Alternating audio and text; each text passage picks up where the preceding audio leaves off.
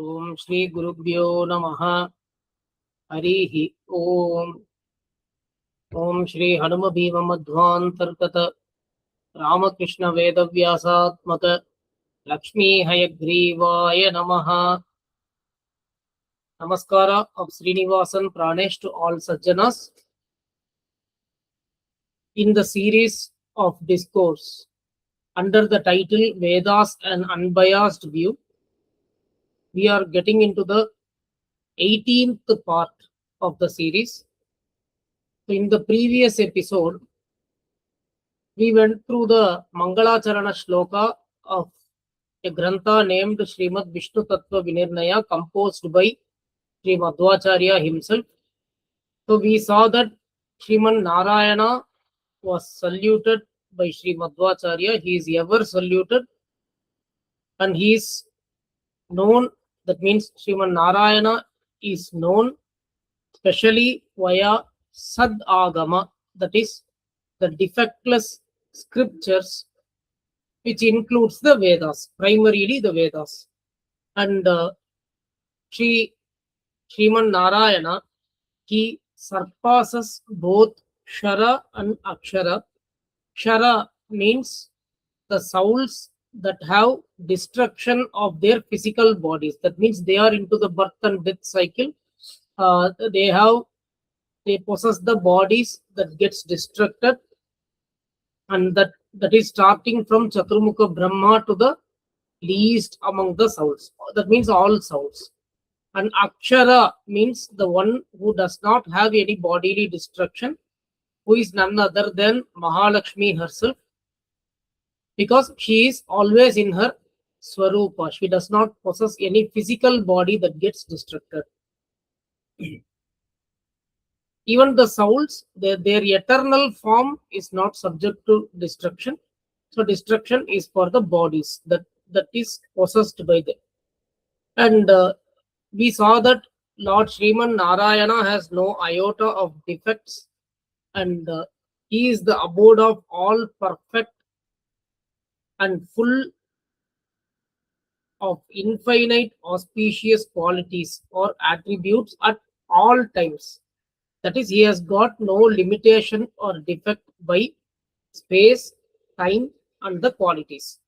So this much we went through. We also went through some Bhagavad Gita shlokas in support of whatever we have seen.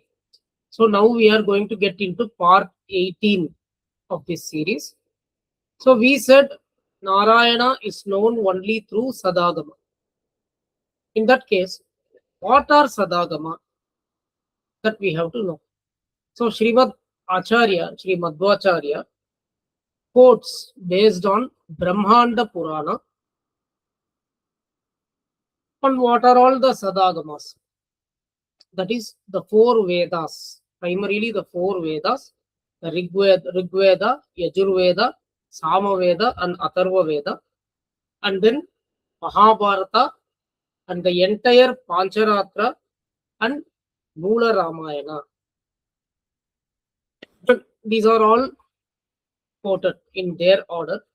And then the Puranas that are not in conflict with the so far stated. That is the four Vedas, Mahabharata, Pancharatra, and Moola Ramayana.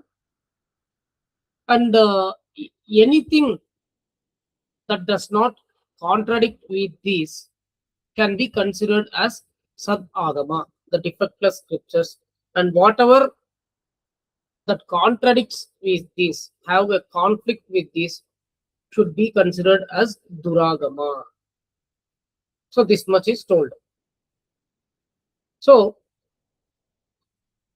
the four Vedas, Rigveda, Yajurveda, Samaveda, and Atharva Veda, and then Mahabharata, Pancharatra, Moola Ramayana. So what is this Moola Ramayana? So we know Valmiki Ramayana, which is very famous in this world, but it is made of the verses in thousands. Whereas the Moola Ramayana is made of 100 crore verses, 100 crore shlokas. That is not in this world. That Moola Ramayana is preached by Mahavishnu himself, Lord Sriman Narayana himself to Chaturmukha Brahma. And those exist in the heaven. That is with the Devatas. It is in the world of the Devatas, not in our world. That is the human world. Then you may ask, how come Sri Madhvacharya said about Mula Ramayana? First thing is, Sri Madhvacharya is the incarnation of Mukhya Prana Vayu, who is equal to Chaturmukha Brahma and is the next Chaturmukha Brahma candidate. So that way, he knows the entire Mula Ramayana. There is no doubt about that. However, this may be accepted by Madhvas, means the follower of Sri Madhvacharya, and others may object. So for this purpose, we have to provide evidence. So this Mula Ramayana is mentioned in Matsya Purana by Sri Vedavyasa Deva himself. That it clearly says that the Mula Ramayana of 100 crore shlokas has been preached to Chaturmukha Brahma. So we know that the Mula Ramayana exists, and we have evidence that there is something called Mula Ramayana. So then what is this Valmiki Ramayana? Is it Apramana then? No, it is not Apramana. That is also Pramana, but it is only a portion of Ramayana. The actual Ramayana is of 100 crore verses. And we follow Valmiki Ramayana in this world. Assume, even if we get 100 crore verses, then who has such a lifespan to read? And we are not eligible. The humans are not completely eligible to read the entire Ramayana. So it is given in the form of Valmiki Ramayana. So Valmiki Ramayana also was composed by Valmiki based on the drishti that Chaturmukha Brahma gave him. And after Narada Upadesha only, Valmiki, he perceives through his Jnana Drishti whatever happened so far in the life of Sri Rama and whatever will happen, and he composed Valmiki Ramayana. But for many things, there is no Nirnaya in Valmiki Ramayana. For example, let us say why Lord Rama hit arrow on Vali, hiding himself behind a tree. So there is no proper reason given there. It's all hinted, but it's not crystal clear. This is one thing. Likewise, the Sita who was carried away by Ravana, she is not the original Sita at all. She is the image of Sita. And why Parashurama wanted to have a quarrel with Sri Rama, whether Sita really got separated from Rama, because Mahalakshmi never separates from Vishnu. Then how come Sita will get separated from Rama? So many things that are not very clearly mentioned in Valmiki Ramayana, those are present in the Mula Ramayana. And Sri Madhvacharya, as he knows the entire Mula Ramayana of 100 crore shlokas, so he composed a grantha named Mahabharata Tatparya Nirnaya. It is not only the Tatparya for Mahabharata, but it is the Tatparya for the entire Shastras. The first 3 chapters speak about the core philosophy, and from 4th chapter to 9th chapter, it is the Nirnaya. Nirnaya means justifications, establishing the facts on why something happened and what it is. So it is a kind of justifying the scripture. So from the 4th to 9th chapter, it is the Nirnaya for Ramayana, and 10th chapter is about Vedavyasa Avatara, and 11th to 32nd chapter is the Nirnaya of Mahabharata. So based on Mula Ramayana, Sri Madhvacharya, who is the incarnation of Mukhya Prana Vayu and the next Chaturmukha Brahma as well, so he wrote this Grantha and gave Nirnaya for many happenings in Ramayana. So that is Moola Ramayana. And similarly, when we take Mahabharata, the Mahabharata that we have in this world is about 1 lakh shlokas, whereas the original Mahabharata, that is the entire Mahabharata, Moola Mahabharata, is composed of 60 lakhs shlokas. So imagine the quantity. First thing is the humans are not eligible to know it in entirety. And even if those are given to the humankind, then the lifespan is not sufficient to learn everything and understand everything. So many things are beyond our grasp. So the gods have showered mercy and given whatever is essential for the humankind. And that is the Valmiki Ramayana and the Mahabharata we have with us today. But in the Valmiki Ramayana, say for example, so whatever happened in Rama's life, which Valmiki Maharishi saw through his drishti, Divya Drishti, so he just recorded the facts as such. But there are no justifications. At some places it is hinted, but it is very, very difficult for a common man to understand unless somebody like Sri Madhvacharya comes and says us that this is why this happened. So we can say Valmiki Ramayana is just a record of the facts that happened as such in the drishti of Valmiki Maharshi. Whereas so many things are out of this Valmiki Ramayana and present in the Moola Ramayana. So that is why Sri Madhvacharya, based on Brahmanda Purana, see this again this quote is also from Brahmanda Purana. It's not Sri Madhvacharya's own opinion.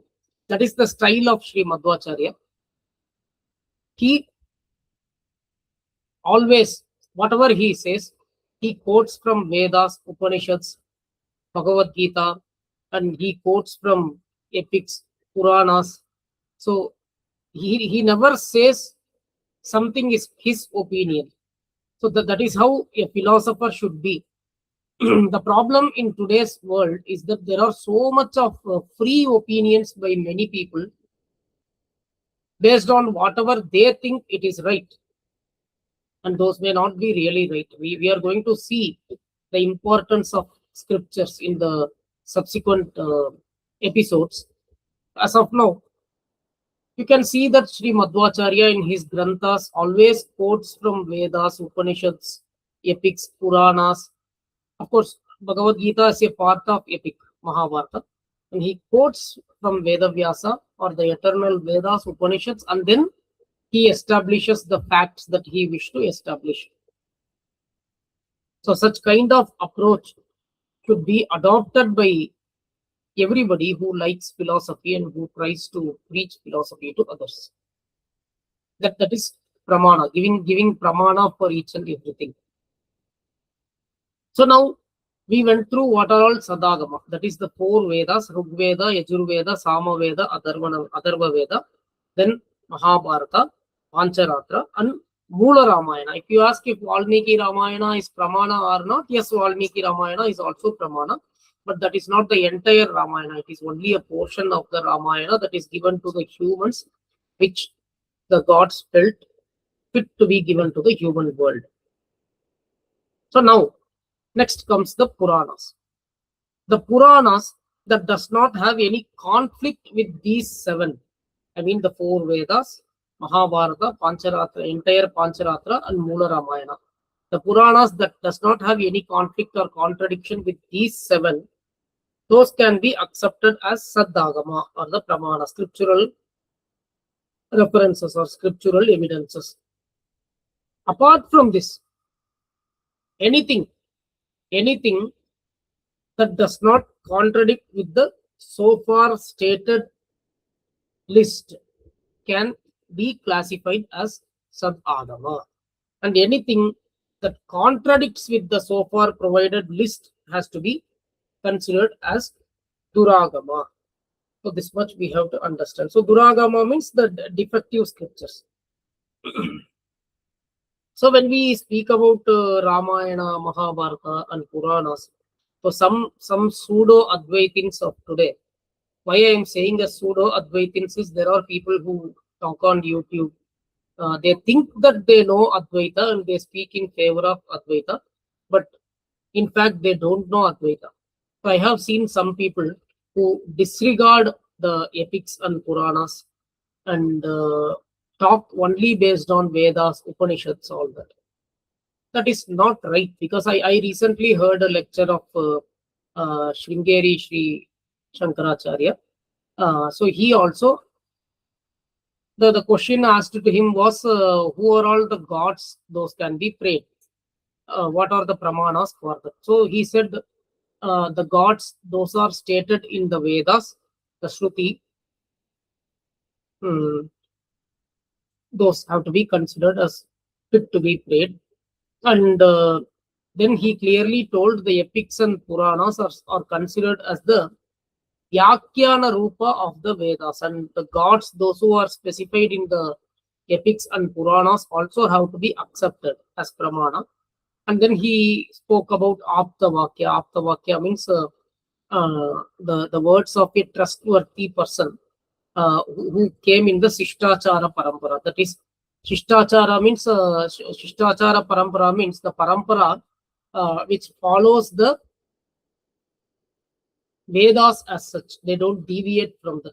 So all these are stated as Pramana. So anybody, any Advaitins or anybody who think epics and Puranas are not worthy of consideration, please consult with your own Shankara Mata, the Pitadipatis, and then please come to a clarity that epics and Puranas are also accepted by the Advaitins in first place.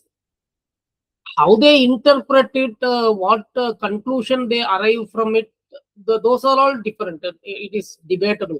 Madhva philosophy has debate with Shankara Advaita, but basically the epics and Puranas are accepted even by the Advaitins. So that much clarity one should have before they disregard the Puranas in support of Advaita. So Narayana cannot be known via the defective scriptures.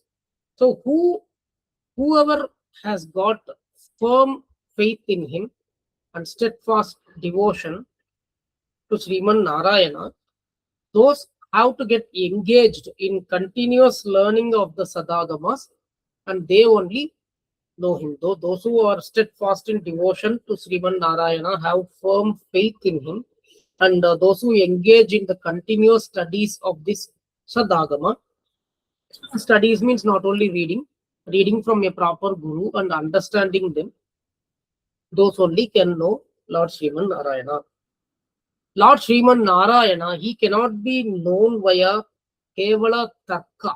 The Tarka means the logic or inference. Inference is based on the logics mostly. So the logics or perception or any such similar pramanas. He can be comprehended only by the devotees of Sriman Narayana and via the Sadāgama only, not by any other means. So this Sri Madhvacharya has quoted as such from Brahmanda Purana in his work Vishnu Tattva Vinirnaya, which we have taken for discussion about the eternity and the authority of the Vedas. So now, having spoken about Sadāgama, so what is Durāgama? So he said, means the from the Brahmanda Purana, Srimad Acharya clarified that Sriman Narayana cannot be known via Durāgama. So what is Durāgama? He already explained it. That is, whatever is in conflict with the list stated before, those are Durāgama. That is fine. So how to know that? We can refer to Padma Purana, which is composed by Vedavyasa Deva himself. All 18 Puranas are composed by Vedavyasa Deva. And Vedavyasa Deva composed Mahabharata as well. And even Advaitins accept the 18 Mahapuranas as Pramana. And in the Mahabharata, for Bhagavad Gita and all, Sri Adi Shankaracharya himself wrote Bhashya for Bhagavad Gita. So nobody can ignore the epics and Puranas from the philosophical discussions.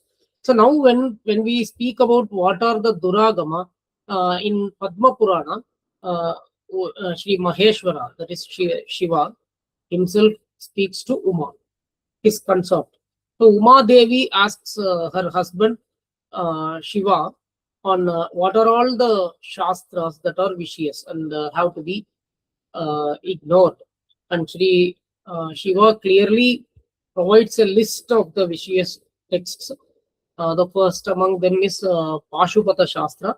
So Pashupata is given by Pashupata speaks about the Shiva Sarvottamatva. That is, it speaks Shiva as supreme. So it came by the blessing of Shiva only, based on the Agya or the order of Vishnu to Shiva to do it. There is a reason why we got Pashupata Shastra, that I will come to that later in this same episode. So the Pashupata Shastra, and then we already spoke about the 9 Indian philosophies which originated here that is in India. So among them, the Nyaya Vaisheshika is in the list. Nyaya of Gautama and Vaisheshika of Kanada Maharishi. So those are all in the list. And then Samkhya, and then Charuvaka. Charuvaka given by Brihaspati himself. Brihaspati is Devaguru, and he gave Charuvaka. Charuvaka is the complete atheist and materialist. They believe only in perception. They don't believe in inference or scriptures. So the first who will be taken for the criticism when we try to establish the authority and eternity of the Vedas will be the Charuvaka. And this Charuvaka matches the atheism and to some extent the communism of today. For example, if we see Periyar, he also followed the Charuvaka Mata only. Means his principles, whatever he said, irrespective of whether he himself followed it or not, but what he preached to this world, that is all based on the Charuvaka only. And this Charu means attractive and Vaka means words. So the one who delivers attractive words. So how it is attractive? So we will come to that later, because those will be the first who will be criticized by Sri Madhvacharya when he tries to establish the eternity and authority of the Vedas. So Charuvaka, but Charuvaka is given by Brihaspati, the Devaguru himself. So why he gave that? There is a story behind that in the Puranas. So we will go through that in the subsequent episodes. So Pashupata Shastra, and then Nyaya Vaisheshika, Samkhya, and then Charuvaka given by Brihaspatacharya, then Buddhism. Buddhism in the Padma Purana, it is the Buddha avatara of Vishnu which is spoken.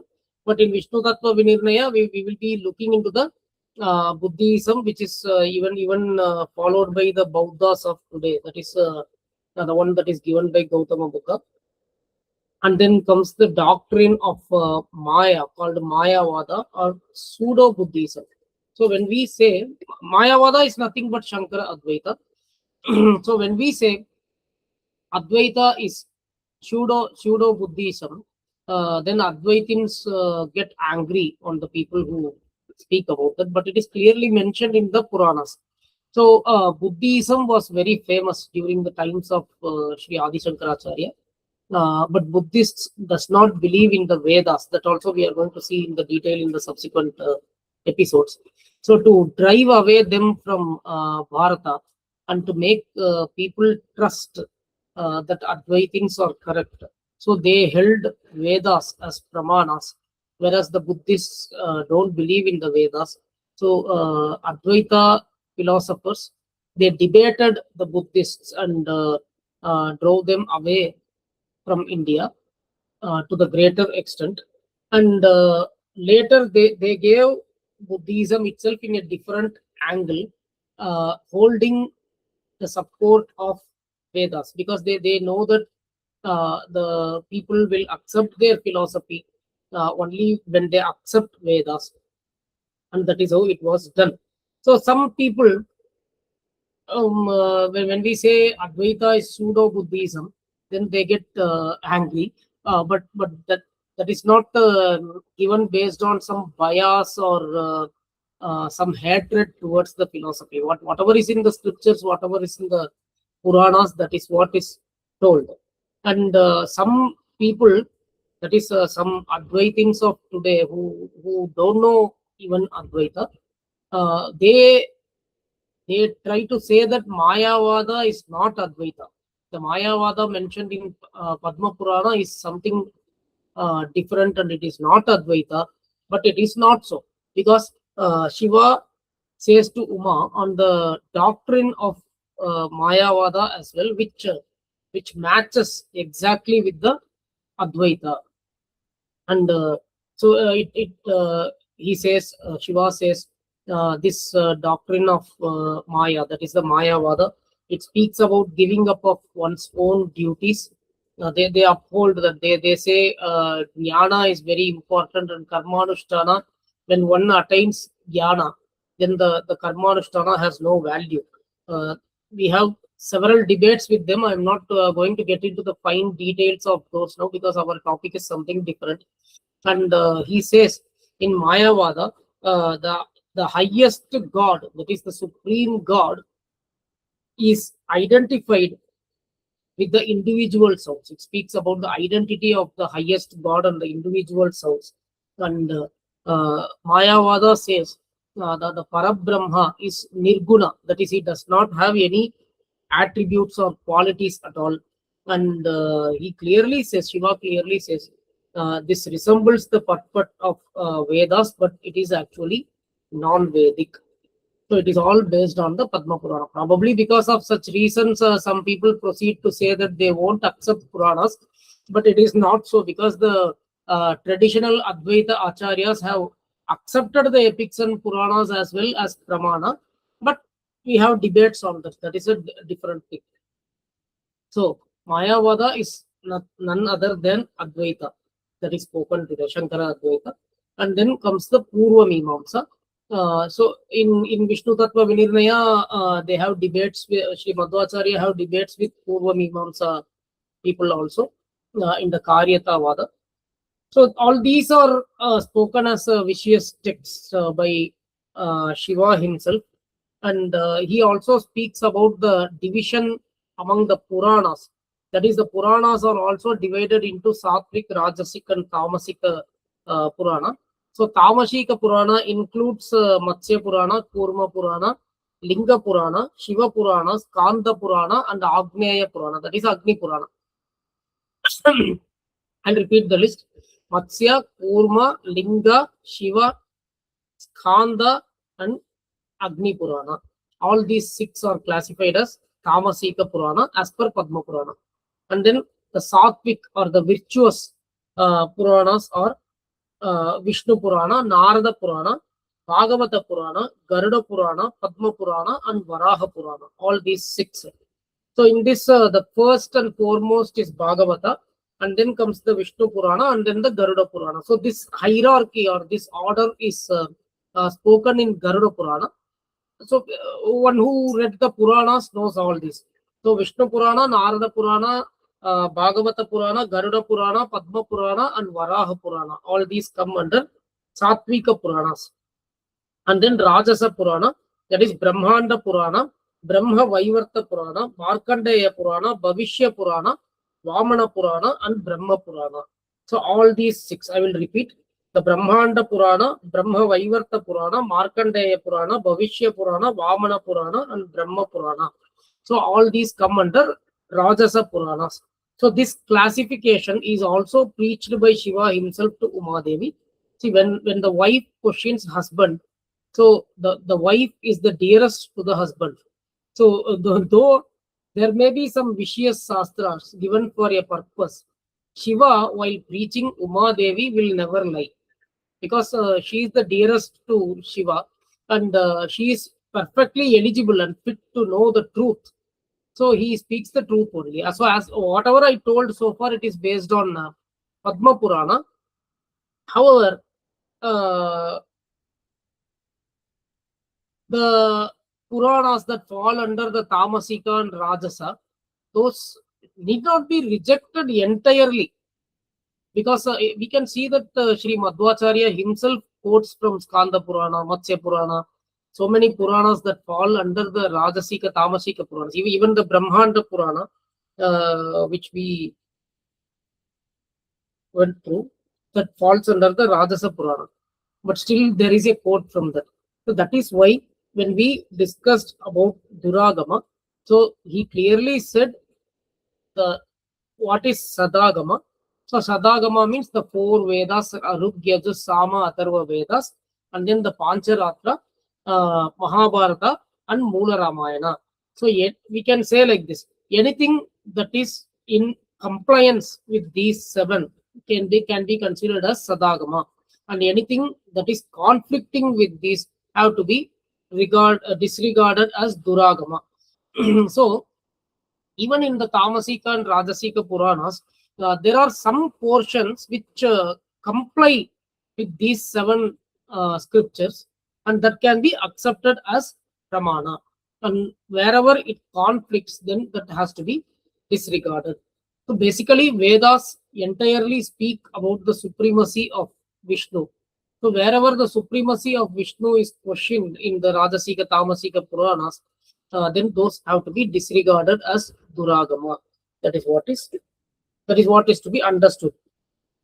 So Rajasika, Tamasika Puranas need not be completely rejected, and the Satvika Puranas can be accepted as such. And even in Vedas, where there comes names like Shiva, Rudra, Indra, Chandra, Surya, all those to be accepted as primarily representing Vishnu, which we went through already. And if possible, we will go through more about that in the details. So why do we need Durāgama? We have Sadāgama, which speaks the truth. See, the entire thing is knowing the truth, right? We started from the Pramana Paddhati. We started about Pramanas, and we defined the Pramana as Yathartham Pramanam. So Yatha means not more, not less, and it represents the exactitude. And Artha means the object of knowledge. So whatever is our object of knowledge, knowing exactly the same is the Pramana. That is what the Samanya Lakshana we spoke in about the Pramanas, the definition or Samanya Lakshana of the Pramana. So it is all about knowing truth. And when the truth is beyond senses, and when the perception and independent or perception based inference does not help us, then we have to resort to Vedas and the other scriptures that fall under Sadāgama, and any inference based on the scriptures, so that can be accepted. So based on that only we have to know the truth. So when the truth is spoken by Sadāgama, why do we need Durāgama? So for this, a brief explanation is to be given. So there, among the souls, we saw that the souls are eternal. Souls does not have any creation or destruction. They get into a body and get out of the body. That getting a body is birth, and getting out of, exiting from that body is the death. The souls really don't have birth and death. Souls are eternal, like God. So we like God, not equal or superior to God. There is a vast difference between God and the souls, though both are eternal. However, the souls are eternal. So they have some eternal nature. And by their eternal nature, or the so-called intrinsic nature, which is not created even by God, that is natural. We say nature. So that is natural. That is what is present in the souls. The attributes that are present in the souls, possessed by the souls. So based on this intrinsic nature, the souls are classified as Mukti Yogya, Nitya Samsari, and Tamo Yogya. So the Mukti Yogyas, their destiny after destruction of their physical body and Aniruddha Deha, and then finally when they get relieved from the Linga Deha, the souls go to the destiny and they enjoy their unmixed bliss in their souls. So the soul has got the intrinsic nature of bliss, complete bliss without any pain. And then the Nitya Samsari Jiva. So Nitya Samsari souls, they have mixed attribute. They have both joy and sorrow.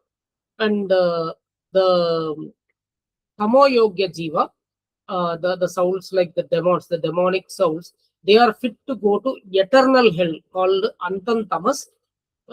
So tamas means darkness. So they go into pitch darkness where even thousands of sun cannot bring light there. So they will be in complete ignorance in their destiny, and they will feel complete pain, which is present in their intrinsic nature. God never tries to change the intrinsic nature of the soul. He only propels the souls as per each soul's intrinsic nature. So by their intrinsic or eternal nature, the souls are divided into three like this: the Mukti Yoga, Nitya Samsari, and Tamo Yoga. So one may ask how it is possible. Uh, Let us take materialistic example. Please don't relate this with the eternal attributes as such. But for the purpose of understanding, let me give some examples. So let us take some saints, for example. They are blissful. They are happy. They don't even possess wealth. The sannyasis, for example, so many people can be found in Himalayas. So many people are living among us, and they lead happy life. And even some people, those who are in poverty, they lead happy life and they are happy. When they are devoted to the God, when they surrender themselves to the God, when they put the trust on God that He will take care of all our problems, so we get relieved from our stresses and pains, and we enjoy the life despite being in poverty. We are seeing such cases in this world. And for Nitya Samsari, can we have mixed joy and sorrow at a time? Is it possible?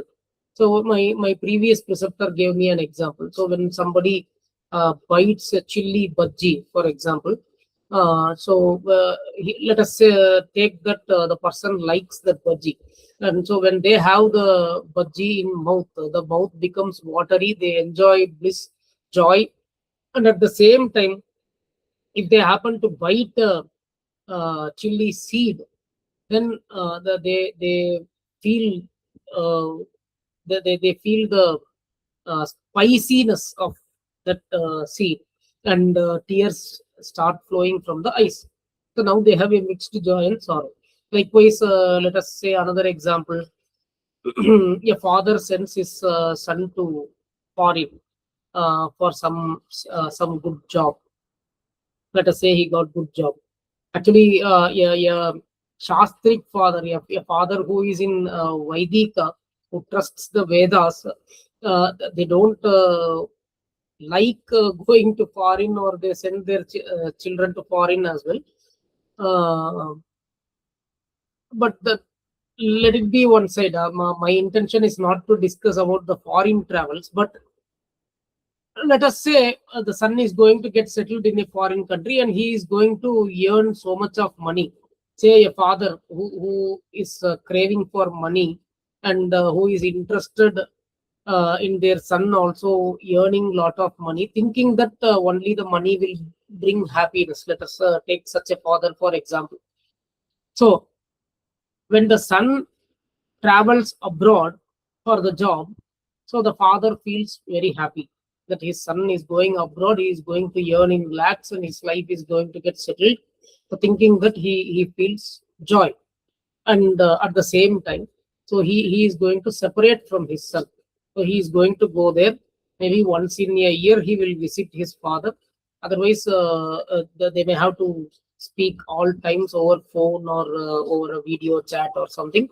So that way, he is disappointed also. He has got some sorrow also, some pain as well.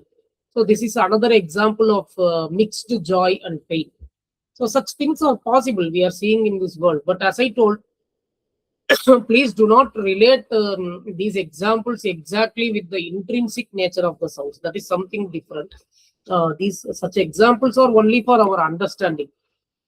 Likewise, the tamasika jivas, who always be in pain, because the pain is there in their nature. I have seen people say for example, many of you might have experienced. To take one example, somebody who earns 10,000, so he is very jealous of another person who is earning 1 lakh, say 1 lakh per month, and some luck comes to him.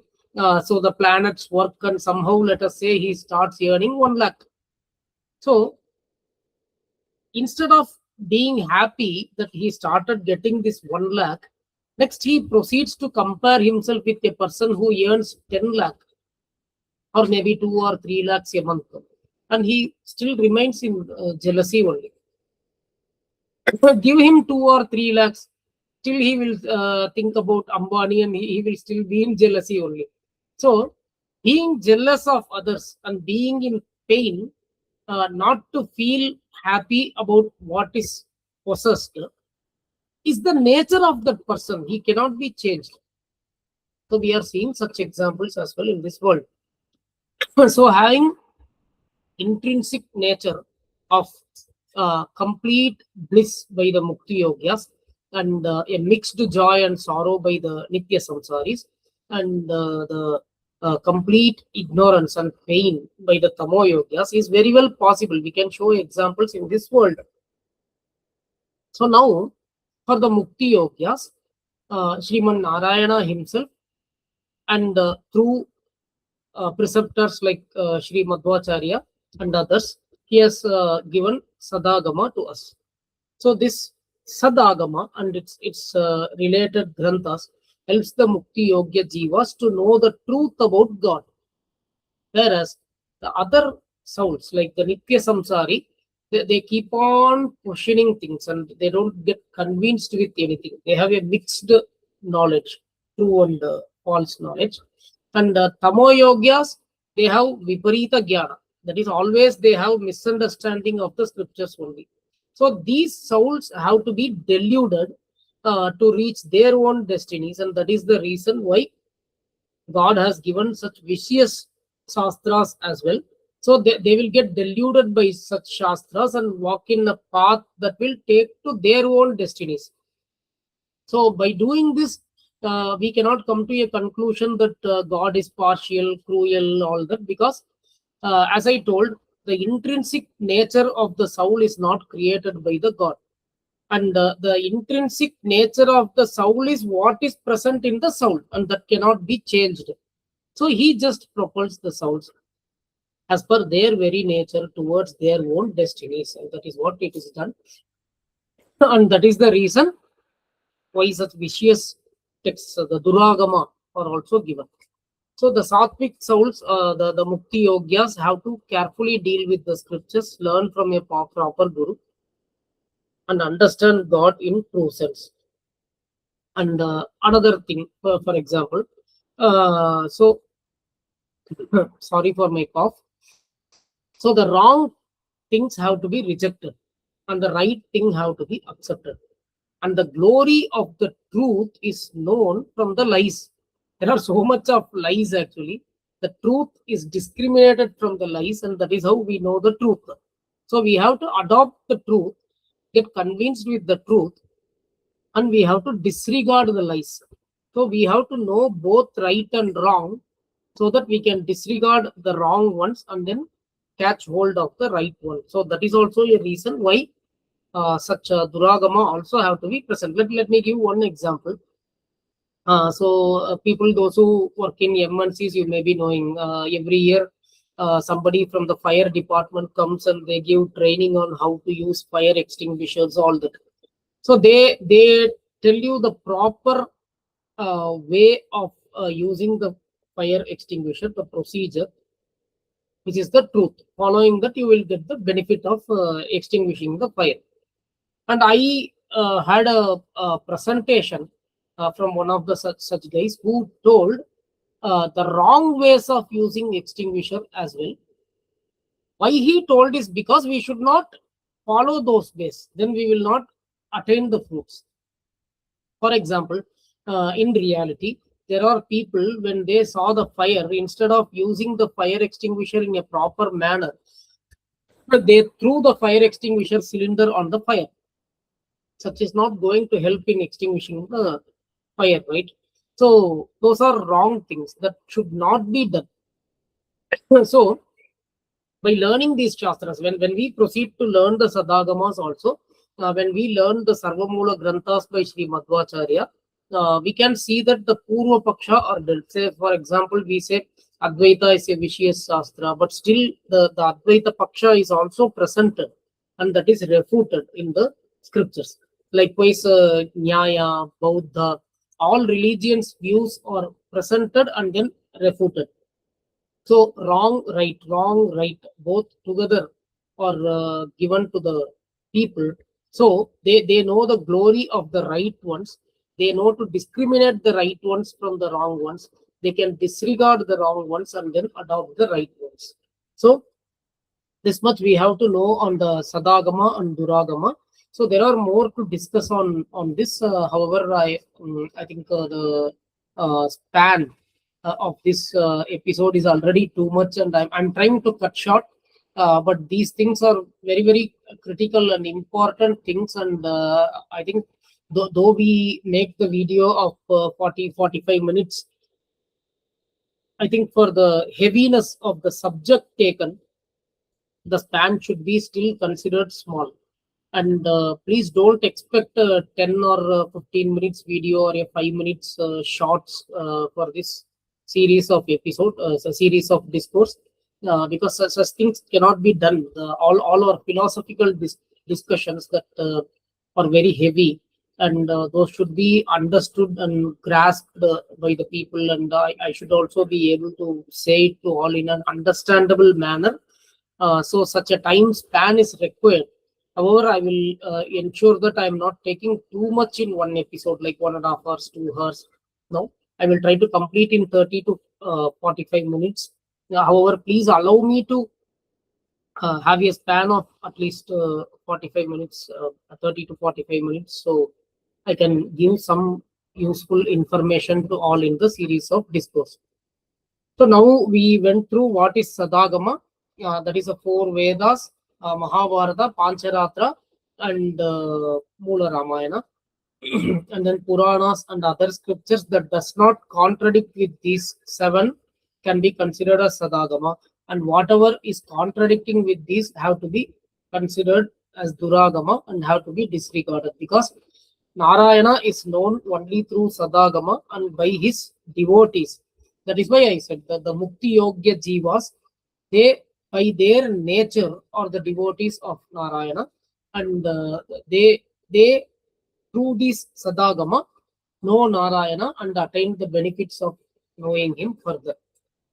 Whereas the souls that are not fit to have complete bliss in the moksha or the liberated state, they follow the Durāgama, and they are nescient when it comes to Lord Sriman Narayana. They attain the fruits of being nescient about Narayana. So this is not my opinion. Please don't think that I have got some hatred or bias to other philosophies, and that is why I am saying this. No, nothing is of my opinion. I like the style of Sri Madhvacharya, where he clearly quotes from the scriptures and speaks on that basis only. So likewise, I am speaking based on Sri Madhvacharya's scriptures, and whatever Vedavyasa Deva has given in the Puranas like Padma Purana. So nothing is my own opinion, and I am just trying to say whatever is given in the scriptures only. And those who listen with unbiased mind, I'm sure they will appreciate, and they will be able to benefit from this discourses. So let me conclude this 18th part with this, where we discussed about the Sadāgama and Durāgama. Again, I will meet you all in the 19th part of this series of discourses. Sarvam Shri Krishna Arpanamastu.